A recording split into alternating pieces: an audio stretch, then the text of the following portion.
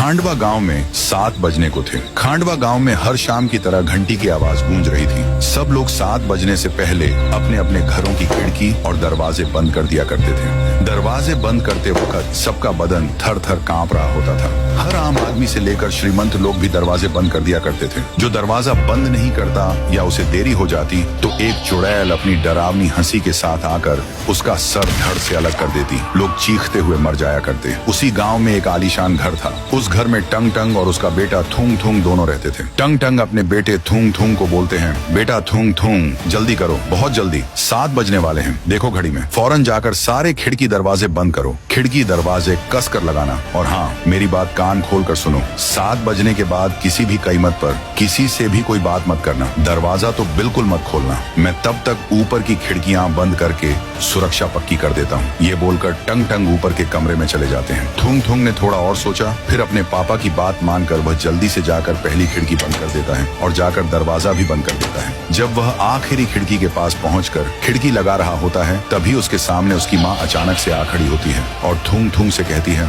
थूंग थूंग बेटा, मेरे प्यारे बच्चे, तुम कैसे हो? मैं तुमसे मिलने के लिए इतनी दूर आई हूँ। क्या तुमने मुझे सच में पहचाना नहीं? मैं तुम्हारी माँ हूँ बेटा। क्या तुम अपनी माँ को भूल गए? चलो बेटा, जल्दी से दरवाजा खोल दो, वरना वो लोग आ जाएंगे। उतने में थूंग थूंग हिचकिचाते हुए कहता है, मम्मी तुम यहाँ कैसे? ये कैसे संभव है? पापा ने तो मुझसे कहा था कि आप इस दुनिया में नहीं हैं। उन्होंने मुझे बताया था कि आप मर चुकी हैं। ये बात सुनकर माँ बोली, नहीं तो देखो मुझे, मैं तुम्हारे सामने बिल्कुल जिंदा खड़ी हूँ। पापा तुमसे इतना झूठ बोल रहे हैं। चलो बेटा, अब जल्दी से दरवाजा खोलो। मैं ज्यादा देर तक बाहर नहीं खड़ी रह सकती। वो लोग आ जाएंगे और मेरे साथ कुछ बुरा करेंगे। फिर थूंग थूंग बोला, हाँ मम्मी, मैं अभी फौरन दरवाजा खोलता हूँ, फिर आप अंदर आ जाइए। ये कहकर थूंग थूंग ने जाकर दरवाजा खोल दिया। दरवाजा खुलने के बाद माँ अंदर आने लगी। उसी समय टंग टंग नीचे आ गया। आते ही उसने माँ को आते देख जल्दी से दरवाजा बंद कर दिया और दूसरी तरफ की खिड़की बंद करने के बाद बाजू वाली भी खिड़की बंद कर दी।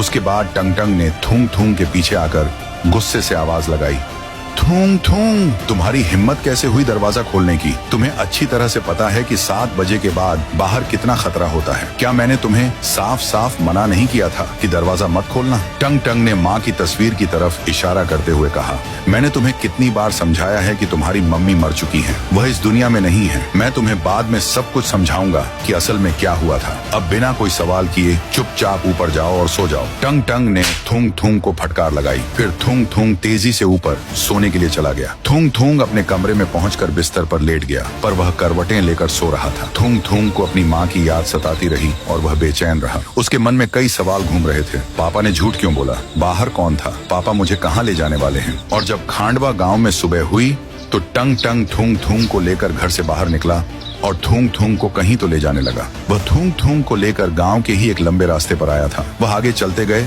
और एक टूटी फूटी झोपड़ी के पास रुक गए। टंग टंग ने आगे की तरफ इशारा करते हुए कहा, देखो बेटा, ये वही रास्ता है। इसी जगह पर तुम्हारी मम्मी की भयानक मौत हुई थी। थूंग थूंग ने आश्चर्य से पूछा, पापा, इस रास्ते पर मम्मी कैसे मरी थी? क्या यह भूतिया सड़क है? फिर टंग टंग ने रोते हुए बोला, दरअसल बेटा, हम दोनों शादी से वापस इस गांव में आ रहे थे। हमको यहाँ आते आते 7 बज चुके थे और चारों तरफ घंटी की आवाज गूंजने लगी थी। अनाउंसमेंट हुई, गाँव वासी 7 बज चुके हैं, कृपया सारे घरों की खिड़की दरवाजे बंद कर लें, वरना आपके जान को खतरा हो सकता है। फिर बेटा सारे खिड़की दरवाजे बंद हो गए। तभी मैंने तुम्हारी मम्मी से घबरा कर कहा, नंदिनी, अब हमारा घर यहाँ से बहुत दूर है और वो खतरनाक लोग कभी भी आ जाएंगे। मुझे ऐसा लगता है कि कोई भी हमारे लिए दरवाजा नहीं खोलेगा। फिर तुम्हारी मम्मी बोली,